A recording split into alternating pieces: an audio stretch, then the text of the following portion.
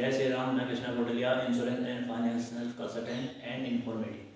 यानी कि जो आपसे मेरे वीडियो जाएंगे उनमें मैं कभी कभी इन्फॉर्मेटिव वीडियो भी लाऊंगा जो आपके लिए यूज करूँगे, क्योंकि व्यूवर्स की डिमांड्स है कि आप कुछ इन्फॉर्मेटिव वीडियोस भी लाएँ। तो आज के LIC का जो सरल जीवन बीमा जो टर्म इंश्योरेंस प्लान है उसकी डिटेल्स देखेंगे। देखिए, मैं सबसे पहले टर्म इंश्योरेंस क्या है वो समझ लेते हैं। Term insurance purely risk coverage plan होता है जिसमें पॉलिसी कंप्लीट होने के बाद कुछ परिपक्वता नहीं मिलती, यानी कि रिटर्न नहीं मिलता, सिर्फ और सिर्फ कम प्रीमियम में बहुत बड़ा रिस्क कवरेज मिल जाता है। तो इसी को कहते हैं टर्म इंश्योरेंस। अब इसमें देख लेते हैं कि इसमें एलिजिबिलिटी क्या है। तो बहुत से लोगों में ये कन्फ्यूजन रहता है कि जो टर्म इंश्योरेंस हम कराएंगे तो जिस तरीके से इंडाउमेंट प्लान जो सेविंग के साथ मैच्योरिटी रिस्क कवरेज भी देते हैं तो उन्हीं की तरह ये आसानी से हो जाएगा, लेकिन इसमें ऐसा नहीं है, क्योंकि कंपनी जो है बहुत ही कम प्रीमियम में आपको बहुत बड़ा रिस्क कवरेज दे रही है। तो जितने लाख का आप रिस्क कवरेज ले रहे हैं तो उसके लिए आपको अपने जो इनकम प्रूफ जो डॉक्यूमेंट्स हैं, यानी कि आप उतनी इनकम के पर्सन हैं या नहीं, उसके लिए आपने जो 3 साल का अपना ITR डिटेल्स है वो देनी होगी। साथ ही जो बैंक का स्टेटमेंट है वो भी इसमें देना होगा। बाकी जो LIC के जो अदर टर्म इंश्योरेंस प्लान है जैसे जीवन नंबर, उसमें तो स्ट्रिक्टली सभी पेपर वर्क आपने करने होंगे। बस ये है कि सरल जीवन बीमा यदि कुछ डॉक्यूमेंट्स आपके पास कम भी हैं तो तब भी ये हो जाएगा, क्योंकि इसमें 25 लाख तक का अधिकतर सम एश्योर्ड 25 लाख तक की है। तो कुछ कम पेपर वर्क के साथ भी इसे लिया जा सकता है, क्योंकि ये आम आदमी को ध्यान में रखते हुए बनाया गया है 25 लाख तक का सम एश्योर्ड तक। अब जो ये सरल जीवन बीमा है टर्म इंश्योरेंस, जो IRDA है, जो इंश्योरेंस रेगुलेटरी है, तो सभी जो इंश्योरेंस कंपनी है, LIC हो या कोई प्राइवेट इंश्योरेंस कंपनी हो, सभी को ही इस प्लान को अपने साथ में जो है टर्म इंश्योरेंस के रूप में सभी ने इसे बेचना है, ज़रूरी हो गया है। तो सिर्फ इस प्लान का नाम अलग अलग कंपनी में अलग अलग हो जाता है। जैसे कि LIC में LIC सरल जीवन बीमा, HDFC अगर इसे यदि आप HDFC से ले रहे हैं तो HDFC सरल जीवन बीमा, वहीं टाटा AIA से लेंगे तो टाटा AIA सरल जीवन बीमा। तो इस तरीके से कंपनी के साथ साथ इसका नाम ऐड हो जाएगा, तो सभी कंपनी ने ये बेचना ज़रूरी है।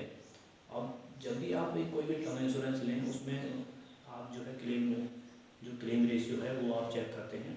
तो सिर्फ क्लेम रेशियो देखने से ही बात कंप्लीट नहीं होती, तो उसमें बहुत सी चीज़ें देखनी होती हैं, जैसे कि सेटलमेंट रेशियो या क्लेम कितना कंपनी ने अभी तक उनके नॉमिनीज को पे किया है वो तो आपने देखा परसेंटेज। तो ये भी ज़रूर उसमें चेक करेंगे कितने जो बड़े अमाउंट का यदि कोई क्लेम आता है तो वो कंपनी ने कितने सेटल किए हैं, ये ध्यान देने वाली बात है। तो अब इसका जो टर्म एंड कंडीशन है वो देख लेते हैं इस प्लान की। सरल जीवन बीमा जो टर्म इंश्योरेंस प्लान है LIC का, इसमें एज लिमिट है 18 साल से लेकर 65 साल तक, और पॉलिसी टर्म रहेगा 5 साल से लेकर 40 साल तक, और सम एश्योर्ड रहेगा 5 लाख से लेके 25 लाख तक, क्योंकि अधिकतम 25 लाख ही किया गया है।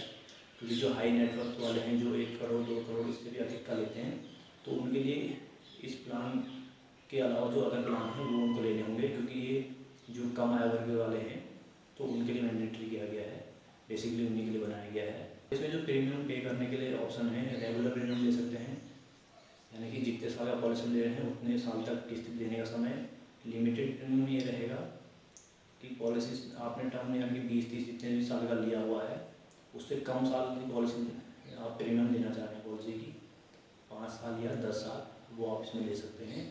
और एक है सिंगल प्रीमियम, केवल एक प्रीमियम देकर ही आप उतने साल तक एक ह्यूज सम एश्योर्ड ले सकते हैं। तो ये सब बेसिक चीज़ें थी जो आपने जानी। और साथ ही इसमें जो प्रीमियम आप जब पे करेंगे तो उसके साथ जमा करने के किस तरीके से रेगुलर प्रीमियम और लिमिटेड प्रीमियम में सालाना आप जमा कर सकते हैं, 6 माही किस्तें जमा कर सकते हैं, और मंथली में यदि दे रहे हैं तो NACH या ECS के माध्यम से ऑटो डेबिट के थ्रू आप जमा कर सकते हैं। अब इसमें जो वेटिंग पीरियड रहेगा वो 45 दिन के बाद रहेगा, यानी कि 45 दिन से पहले प्योर रिस्क कवरेज यानी कि 100% जो रिस्क कवरेज है वो 45 दिन के बाद ही शुरू होना है। तो 45 दिन से या 45 दिन के बीच में यदि डेथ होती है तो उस केस में क्या होगा वो देख लेते हैं। उस केस में यदि डेथ होती है तो वहाँ पे जो है जितनी प्रीमियम में जमा कर रखी है उसका टैक्स के अलावा टैक्स उसको हटा करके बेसिक प्रीमियम आपको लौटा दी जाएगी। ये होगा नॉर्मल डेथ में। वहीं यदि एक्सीडेंट से डेथ होती है विद इन 45 डेज जो वेटिंग पीरियड है, तो वहाँ पर जितने का भी सम एश्योर्ड होगा वो नॉमिनी को पे होना है। और 45 दिन के बाद से एक्सीडेंट से डेथ हो या नॉर्मल डेथ हो, सभी में पूरा सम एश्योर्ड जितने लाख का सम एश्योर्ड होगा वो मिलेगा, चाहे उसमें प्रीमियम कितना भी हो, उससे मतलब नहीं है। पूरे सम एश्योर्ड जितना होगा वो उनके नॉमिनी को मिलना है। तो ये चीज़ इसमें है। और सरेंडर और लोन देख लेते हैं। इस पॉलिसी में सरेंडर और लोन की कोई एंट्री नहीं है। अब एक एग्जाम्पल देख लेते हैं।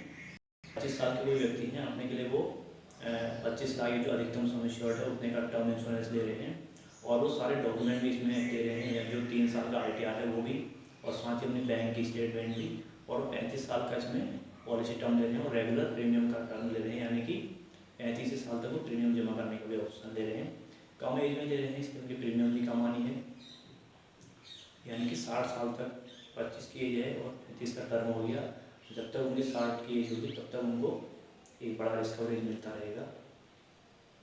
तो इसमें जो उनकी प्रीमियम आएगी वो आएगी सालाना 13,954 रुपये, 6 माही 7,154 रुपये, और मंथली में उनकी आएगी 1198 रुपये, क्योंकि मंथली में ये ऑटो डेबिट के थ्रू उनके बैंक से ऑटो डेबिट होना है। यदि पर डे का कैलकुलेशन हम देखें तो 38 रुपये प्रतिदिन इसमें प्रीमियम आना है। तो उन्हें सालाना इसमें जो उन्हें सालाना प्रीमियम उन्होंने दिया वो ऑप्शन ही ले रहे हैं। तो इस तरीके से उन्हें 35 साल तक यही प्रीमियम उनका रहेगा। तो 35 साल तक उन्होंने प्रीमियम पे किया और उनको 25 लाख का एक बड़ा रिस्क कवरेज मिला इसमें। तो आई होप कि आपको डिटेल्स वीडियो समझ में आया होगा कि किस तरीके से टर्म इंश्योरेंस काम करता है। किसी भी आपकी कोई क्वेरीज है, कुछ आपको समझ